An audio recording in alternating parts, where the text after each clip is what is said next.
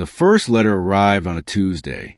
Cream-colored paper, embossed with the Meadowbrook Estates HOA logo, demanding I paint my barn an approved neutral tone within 30 days. I'd lived on this 5-acre property for 3 years, and my barn had been standing there for 40. It was red. Barns are supposed to be red. I crumpled the letter and tossed it in the recycling bin.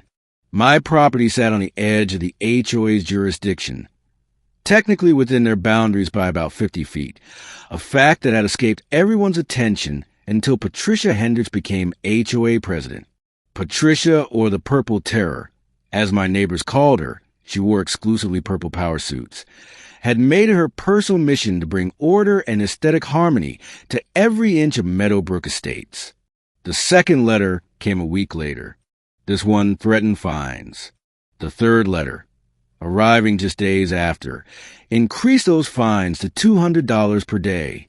By the fourth letter, Patricia had scheduled a mandatory property inspection to document my numerous violations. I called my buddy Jake Martinez, who happened to be the county sheriff. "Jake, I need some advice," I said, leaning against my truck as I watched storm clouds gather over the mountains. "The HOA is losing their minds over my barn." Jake laughed. "Let me guess, Patricia Hendricks?" "How'd you know?" "She tried to cite my uncle for having a vegetable garden in his front yard, said it was agricultural activity, and violated the residential covenant." He paused. "What's she threatening now?" "Property inspection. Says she needs to verify the barn's structural integrity and ensure I'm not conducting unapproved activities." "On what authority?" "That's what I'm asking you." Jake's tone shifted from amused to serious. "The HOA can inspect common areas and, in some cases, visible exterior features. But they can't enter your barn without permission. That's breaking and entering." "Good to know." An idea was forming in my mind. "Hey, you want to help me with something?" The morning of the inspection dawned bright and clear. I'd spent the previous evening moving some furniture around, setting up a comfortable chair with a view of the barn doors, and positioning my security cameras at optimal angles. At precisely 9 a.m., 3 vehicles rolled up my driveway. Patricia's purple Mercedes led the procession, followed by 2 pickup trucks carrying what I could only describe as her enforcement committee, for guys in matching polo shirts with HOA Patrol stitched on the pockets.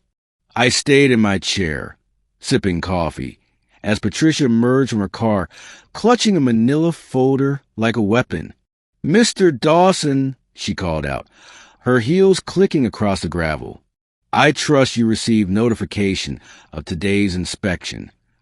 "I did," I replied calmly. "Then you'll provide immediate access to the barn. We have credible reports of code violations, unauthorized storage, and possible structural hazards." She snapped her fingers, and her patrol started toward the barn. "I'm afraid I can't let you do that, Patricia."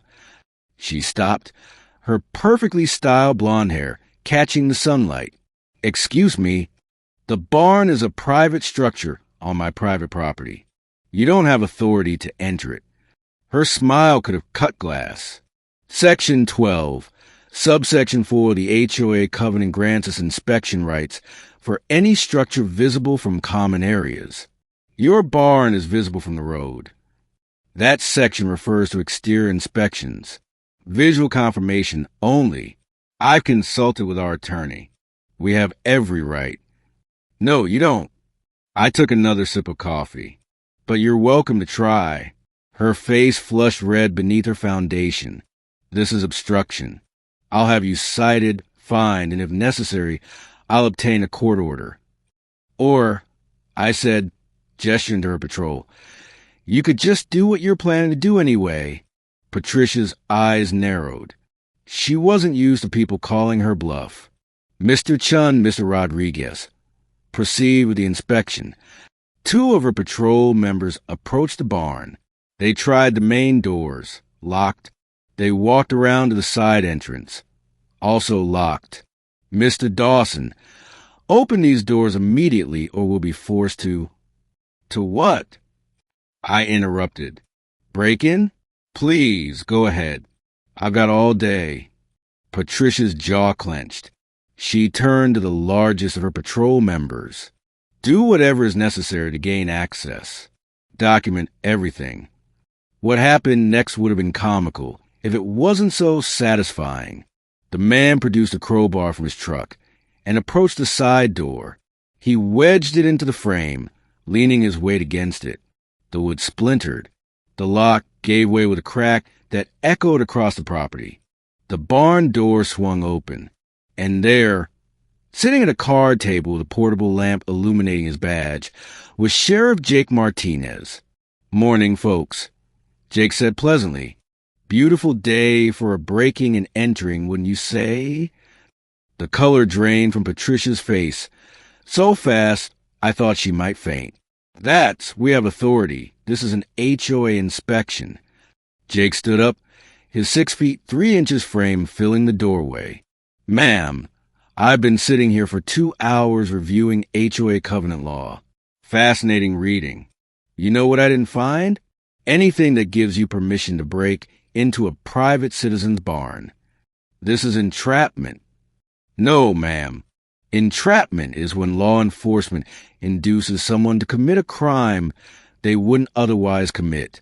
I just happened to be visiting my friend here when you decided to commit forcible entry and criminal trespass.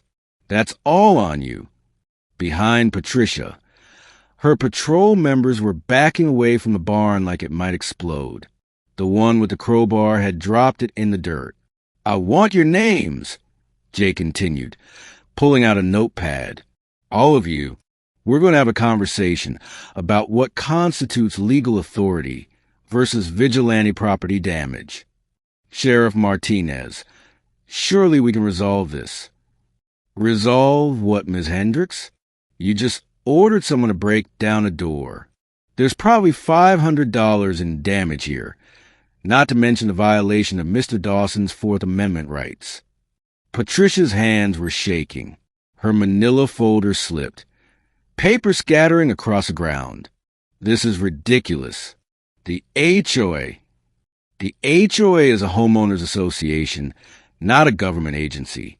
You have the authority the law gives you, and nothing more." Jake's voice hardened. "And you definitely don't have the authority to break into people's property." I finally stood up from my chair, stretching. "You know, Patricia, all you had to do was ask nicely. I would have shown you the barn. It's just storage. Old furniture, my dad's tools, some camping gear. Nothing illegal, nothing dangerous, nothing that violates any actual laws. But the paint. The barn predates the HOA by 3 decades. It's grandfathered in. Your own covenant has an exception for pre-existing structures." I picked up one of her scattered papers. Section 8, subsection 2. You would have known that if you'd actually read the whole document instead of skimming for power trip opportunities. Jake closed his notepad. "Here's what's going to happen. Ms. Hendricks, you're going to pay for the repairs to Mr. Dawson's barn. Your patrol members here are getting citations for criminal mischief.